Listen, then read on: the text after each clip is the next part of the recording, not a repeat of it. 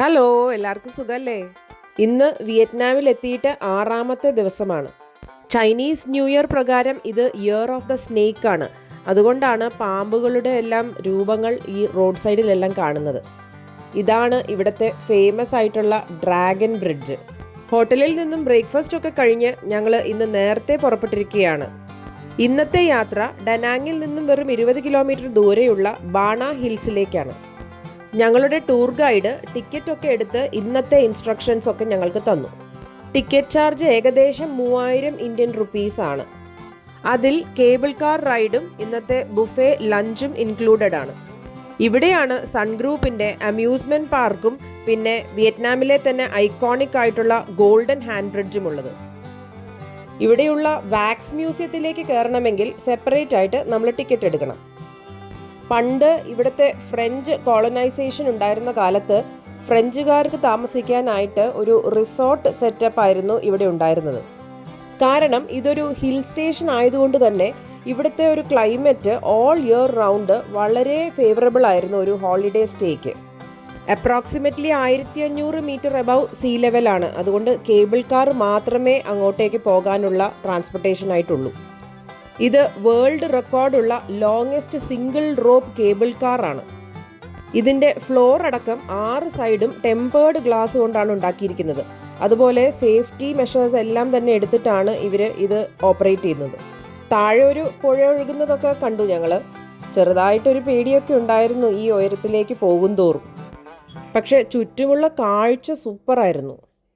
ഇതുപോലെയുള്ള 94 cable car cabins അല്ലെങ്കിൽ ഗോണ്ടോളാസ് ആണ് ഇതിലുള്ളത്.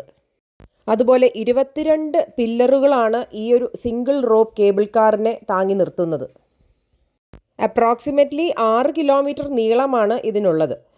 മുകളിലേക്ക് പോകുന്തോറും മഞ്ഞ് മൂടാൻ തുടങ്ങിയിട്ട് ഒന്നും കാണാൻ പറ്റാത്ത അവസ്ഥയായി.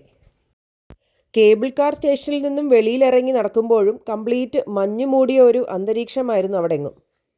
ഡിസ്നി വേൾഡിൽ പോയപ്പോൾ കണ്ട ഒരു കാസിലിൻ്റെ രൂപമുള്ള ഒരു കെട്ടിടം കണ്ടു. ഇവിടുത്തെ ഒരു കാലാവസ്ഥ എന്ന് പറഞ്ഞാൽ ഒരു ദിവസം തന്നെ 4 സീസണും ഇങ്ങനെ റൊട്ടേറ്റ് ചെയ്തുകൊണ്ടേയിരിക്കും. അതുകൊണ്ട് ഗോൾഡൻ ബ്രിഡ്ജ് ശരിക്കും കാണാൻ പറ്റുമോ എന്നുള്ള ഒരു ആശങ്കയിലായിരുന്നു. 2 ഭീമാകാരങ്ങളായ കൈകൾ ഈ ബ്രിഡ്ജിനെ താങ്ങി നിർത്തുന്ന ഒരു രൂപത്തിലാണ് ഇതുള്ളത്.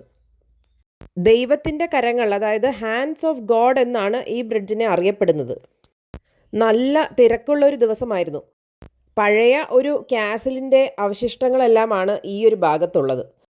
ഭംഗിയുള്ള ഒരുപാട് മൊസൈക്ക് വർക്കുകളൊക്കെ ചെയ്ത ഈ ഒരു പാത്വേയിലൂടെ പോയാൽ നമുക്ക് പാരഡൈസ് ഗാർഡനിലേക്ക് എത്താം.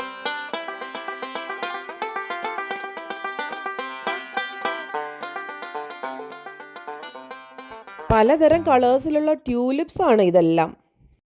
ദുബായിലുള്ള മിറാക്കിൾ ഗാർഡൻ്റെ ഒരു സെറ്റപ്പ് പോലെ ഉണ്ടായിരുന്നു ഇവിടെ കാണാൻ.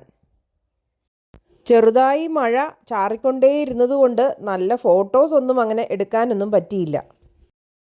ഇവിടെ നിന്ന് കുറച്ച് താഴോട്ട് ഇറങ്ങുമ്പോൾ തന്നെ ബുദ്ധനെ വർഷിപ്പ് ചെയ്യുന്ന ഒരു പഗോഡ, അതായത് ബുദ്ധൻ്റെ ടെമ്പിൾ ഉണ്ടായിരുന്നു. നല്ല ഉയരത്തിലുള്ള ഒരു ബുദ്ധ സ്റ്റാച്യുവും അതിനോടുകൂടി ചേർന്ന് ഒരു അമ്പലവുമാണ് ഇവിടെ ഉള്ളത്. മഞ്ഞിൽ കുളിച്ചു നിൽക്കുന്ന ഈ ഒരു അമ്പലത്തിനെ കാണാൻ പ്രത്യേക ഭംഗിയായിരുന്നു. ഇവിടുത്തെ ഒരു നാച്ചുറൽ ലാൻഡ്സ്കേപ്പിങ്ങിലാണ് ഈ ഒരു പഗോഡ പണിതിട്ടുള്ളത്. ബുദ്ധിസം ഇന്ത്യയിലാണ് ഒറിജിനേറ്റ് ചെയ്തത് എങ്കിലും ഇതുപോലെയുള്ള നാടുകളിലാണ് ഇത് കൂടുതൽ പ്രചരിച്ചത്. ഇവിടുന്ന് ഞങ്ങൾ ഗോൾഡൻ ഹാൻഡ് ബ്രിഡ്ജിലേക്ക് നടന്നു. ബ്രിഡ്ജിൻ്റെ സ്റ്റാർട്ടിംഗ് പോയിന്റിൽ പല കൺട്രീസിൻ്റെയും ഫ്ലാഗ്സ് വെച്ചിട്ടുണ്ടായിരുന്നു. നമുക്കത് പിടിച്ച് ഫോട്ടോസൊക്കെ എടുക്കാം. ഗോൾഡ് പ്ലേറ്റഡ് ആയിട്ടുള്ള സ്റ്റെയിൻലെസ് സ്റ്റീൽ റെയിലിങ്സോട് കൂടിയ ബ്രിഡ്ജാണിത്. 150 മീറ്റർ നീളമാണ് ഈ ബ്രിഡ്ജിനുള്ളത്. കല്ലുകൾ കൊണ്ടുണ്ടാക്കിയ കൂറ്റൻ കൈകൾക്കിടയിലൂടെയാണ് ഈ ബ്രിഡ്ജ് പാസ് ചെയ്യുന്നത്. ഇത്രയും ഫോഗി അല്ലായിരുന്നുവെങ്കിൽ ഇവിടെ നിന്നുമുള്ള ആ ഒരു വ്യൂ സൂപ്പർ ആയിരുന്നേനെ. മഴ ഇങ്ങനെ ചെറുതായി സ്പ്രേ ചെയ്തുകൊണ്ടിരിക്കുന്നത് കൊണ്ടും ഈ ഫോഗി ആയിട്ടുള്ള കണ്ടീഷൻ ആയതുകൊണ്ടും ഇങ്ങനെ കാണേണ്ട ഒരു ബ്രിഡ്ജ് ഞങ്ങൾ ഇങ്ങനെയാണ് കണ്ടത്. അതായത് ദൈവത്തിൻ്റെ 2 കൈകൾക്കിടയിലൂടെ ഒരു സ്വർണ്ണ നൂല് പാസ് ചെയ്യുന്ന പോലെയാണ് ഈ ഗോൾഡൻ ബ്രിഡ്ജിനെ ഡിസൈൻ ചെയ്തിരിക്കുന്നത്. അപ്പോൾ വെയിൽ വരുന്നതും കാത്തു നിൽക്കാതെ ഞങ്ങൾ അടുത്ത അട്രാക്ഷനായ ഇവിടുത്തെ ബിയർ സെല്ലറിലേക്ക് പോയി. ഇതാണ് സൺ ഗ്രൂപ്പുകാരുടെ ബിയർ ഉണ്ടാക്കുന്ന ഒരു ബ്രൂവറി. ബിയർ ഉണ്ടാക്കുന്ന പ്രോസസ്സും അത് സ്റ്റോർ ചെയ്യുന്ന വലിയ വലിയ ടാങ്കുകളും നമുക്ക് ഇവിടെ നിന്ന് കാണാം. ഇവിടെ വരുന്ന ഓരോരുത്തർക്കും 2 ഫ്ലേവറിലുള്ള ബിയർ ഫ്രീ ആണ്. ഇവിടുത്തെ സൺക്രാഫ്റ്റ് ബിയറിൻ്റെ ഒരു പ്രൊമോഷൻ്റെ ഭാഗമായിട്ടാണ് ഇവരിങ്ങനെ കൊടുക്കുന്നത്. കൂടുതൽ വേണ്ടവർക്ക് അവിടുന്ന് വാങ്ങിക്കുകയും ചെയ്യാം. പിന്നെ സ്നാക്സിനും ഭക്ഷണത്തിനുമായിട്ടുള്ള കൗണ്ടേഴ്സ് വേറെയും ഉണ്ടായിരുന്നു. ഞങ്ങൾ അവിടെ നിന്ന് ഇറങ്ങി ഈ ഗ്രാൻഡ് കാസ്കേഡ് ഫൗണ്ടൻ്റെ അടുത്തേക്ക് എത്തി. 40 സ്വർണ്ണ കുതിരകളാണ് ഇതിലുള്ളത്. പല കളറുകളിലുള്ള റോസും പിന്നെ ട്യൂലിപ്സും ഒക്കെ വിൽക്കാൻ വെച്ചിരിക്കുന്നത് കണ്ട് ഒരു നിമിഷം അവിടെ നിന്നുപോയി. പിന്നെ ഇതൊന്നും ഇവിടെ നിന്നും വാങ്ങിച്ചിട്ട് നാട്ടിലെത്തിക്കാൻ പറ്റില്ല എന്നുള്ളൊരു ബോധം വന്നപ്പോൾ പതുക്കെ ഞങ്ങൾ അവിടെ നിന്നും മുന്നോട്ട് നീങ്ങി. ഞങ്ങളുടെ ടിക്കറ്റിൽ ഇൻക്ലൂഡഡ് ആയിരുന്ന ലഞ്ച് കഴിക്കാനുള്ള റെസ്റ്റോറൻറ്റ് ഓൾറെഡി ടൂർ ഗൈഡ് ഞങ്ങൾക്ക് പറഞ്ഞു തന്നിരുന്നു. അപ്പം നേരെ അങ്ങോട്ടേക്ക് പോയി. നല്ല വിശാലമായിട്ടുള്ള ഒരു ബുഫേ തന്നെയായിരുന്നു. വെജിറ്റേറിയനും നോൺ വെജിറ്റേറിയനുമായിട്ടുള്ള ഒരുപാട് ഐറ്റംസ് ഇവിടെ ഉണ്ടായിരുന്നു. ലഞ്ച് കഴിഞ്ഞ് അടുത്ത അട്രാക്ഷനായ മാജിക്കൽ ഫെയറിലാൻഡിലേക്ക് പോകാനായിട്ട് ഈ ട്രെയിൻ സ്റ്റേഷനിലേക്ക് എത്തി. ഇതൊരു സിംഗിൾ കോച്ച് ട്രെയിനാണ്. ഇതിലെ റൈഡ് കംപ്ലീറ്റ്ലി ഫ്രീ ആണ്. ഈ മാജിക്കൽ ഫെയറിലാൻഡും പിന്നെ 3D 5D ഷോസ് ഒക്കെ ഉള്ള ഈ മൂൺ കിങ്ഡത്തിലേക്ക് പോകാനായിട്ട് നമുക്ക് ഈ ട്രെയിൻ യൂസ് ചെയ്യാം. ഹാരി പോട്ടർ മൂവിയിലെ ഒരു സെറ്റിൽ എത്തിയ പോലെയായിരുന്നു മൂൺ കിങ്ഡം സ്റ്റേഷനിൽ ഇറങ്ങിയപ്പോൾ. ഇപ്പോഴും ഒരു ഫോഗി വെതർ ആയതുകൊണ്ട് നമുക്ക് ട്രെയിൻ റൈഡിലും ചുറ്റുമുള്ള ആ വ്യൂസ് ഒന്നും ആസ്വദിക്കാൻ പറ്റിയില്ല. മൂൺ കിങ്ഡം ഒരു ഡിഫറെൻറ്റ് സെറ്റപ്പ് തന്നെ ആയിരുന്നു. ഇവിടെ പല നിലകളിലായിട്ട് പല ആംഫി തിയേറ്ററുകളും അതുപോലെ 3D ഗെയിമുകളും ഒക്കെ സെറ്റ് ചെയ്തിരുന്നു. ഇതിൽ ചിലതിലേക്കുള്ള എൻട്രൻസ് ഫ്രീ ആയിരുന്നു. സിനിമയിലൊക്കെ പണ്ട് അധോലോകത്തേക്ക് പോകുന്ന പോലെയുള്ള ഒരു ടണലിൻ്റെ ഉള്ളിൽ കൂടിയൊക്കെയാണ് നമ്മൾ നടന്നു പോയത്.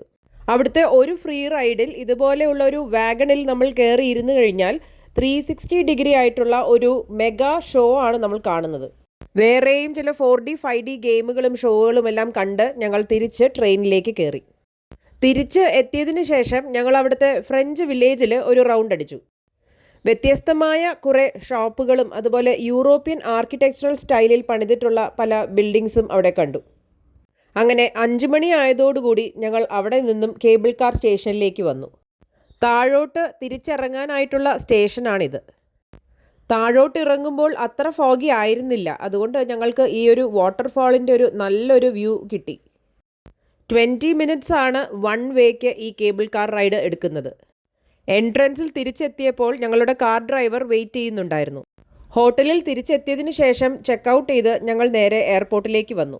നാളെ വിയറ്റ്നാമിൻ്റെ ക്യാപിറ്റലായ ഹോച്ചിമിൻ സിറ്റിയിലാണ് കറക്കം. അപ്പോൾ വീഡിയോ ഇഷ്ടപ്പെട്ടാൽ ലൈക്കും ഷെയറും സബ്സ്ക്രൈബും ചെയ്യണം. Thank you for watching.